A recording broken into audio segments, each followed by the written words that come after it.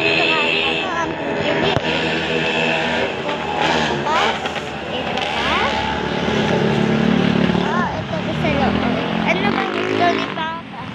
Yung, ito. Yung jacket sa puti. Ito. Sino kaya ang pipiliin ni Mama Papa?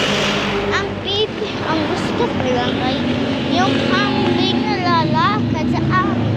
Ngayon ay gusto ko. At ito. Sa loob ay may gusto ko. Dito. Ito ang gusto ko. Ito din. Ito din.